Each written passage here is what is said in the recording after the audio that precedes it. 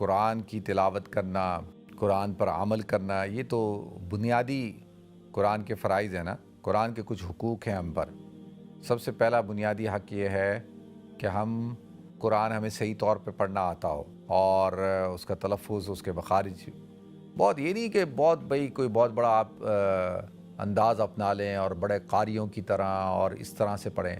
وہ ہر آدمی ایسے نہیں کر سکتا۔ ہاں، بیسک چیزیں جو ہوتی ہیں، بیسک اصول اور رولز کو اپنایا جائے اور اچھی طرح سے قرآن پڑھا جائے۔ باقی یہ جو وظائف ہوتے ہیں نا، دیکھیں وظائف وہی ہیں جو اللہ کے رسول صلی اللہ علیہ وسلم نے احادیث کے اندر بیان کیے کہ بھئی آپ فجر کی نماز کے بعد اور مغرب کی نماز کے بعد آیت الکرسی پڑھیں، معوذتین پڑھیں، سورہ اخلاص پڑھیں۔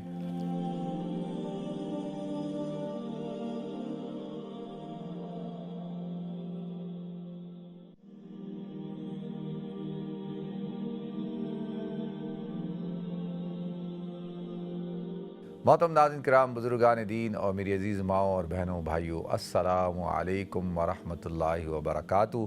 میں آپ کا میزبان عبدالوہاب آپ کو پروگرام گفتگو کے اندر خوش آمدید کرتا ہوں۔ قرآن کی تلاوت کرنا اور قرآن پر عمل کرنا، یہ تو بنیادی قرآن کے فرائض ہیں نا۔ قرآن کے کچھ حقوق ہیں ہم پر۔ سب سے پہلا بنیادی حق یہ ہے کہ قرآن ہمیں صحیح طور پہ پڑھنا آتا ہو اور اس کا تلفظ، اس کے مخارج بہت، یہ نہیں کہ بہت کوئی بہت بڑا آپ انداز اپنا لیں اور بڑے قاریوں کی طرح اور اس طرح سے پڑھیں۔ وہ ہر آدمی ایسے نہیں کر سکتا۔ ہاں، بیسک چیزیں جو ہوتی ہیں، بیسک اصول اور رولز کو اپنایا جائے اور اچھی طرح سے قرآن پڑھا جائے۔ ٹھیک ہے جی، یہ سب سے پہلا حق ہے قرآن کا۔ اور ساتھ ساتھ اپنے بچوں کو بھی بچپن سے ہی قرآن کی تعلیم دیں۔ ٹھیک ہے جی، پہلی چیز۔ دوسری چیز کیا ہے کہ ہمیں پتہ ہو کہ اس کے اندر کیا لکھا ہے، قرآن ہم سے کیا مطالبہ کرتا ہے، اس کا مطالبہ کیا ہے۔ تیسری چیز کیا ہے، پھر جو مین چیز ہے اس پر عمل کیا جائے، جو بنیادی چیز ہے جس مقصد کے لیے قرآن نازل ہوا۔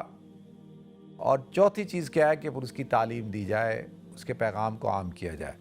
باقی یہ جو وظائف ہوتے ہیں نا، دیکھیں وظائف وہی ہیں جو اللہ کے رسول صلی اللہ علیہ وسلم نے احادیث کے اندر بیان کیے کہ بھئی آپ فجر کی نماز کے بعد اور مغرب کی نماز کے بعد آیت الکرسی پڑھیں، معوذتین پڑھیں، سورہ اخلاص پڑھیں۔ بھئی یہ جو ہے نا، اسی طرح کسی بھی پورے اس کے اندر احادیث کے ذخیرے میں آپ اٹھا کر دیکھ لیں، آپ صحابہ کرام کو اٹھا کر دیکھ لیں، کہیں بھی ان کے وظائف میں یہ نہیں ملے گا جی اتنی 100 مرتبہ سورہ اخلاص پڑھو، اتنی 100 مرتبہ فلاں چیز پڑھو، 100 مرتبہ ایسے کرو۔ یہ وہاں پہ وظیفہ عمل ہے۔ ٹھیک ہے جی، آپ پڑھیں جیسے میں نے عرض کیا، نماز کے بعد پڑھیں، اس طرح پڑھیں۔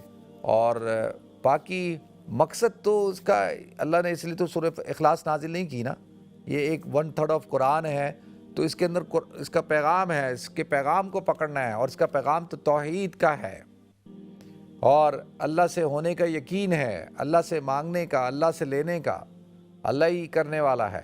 تو یہ تو اصل چیز ہے نا۔ اخلاص کس کو کہتے ہیں، خلوص کس کو کہتے ہیں۔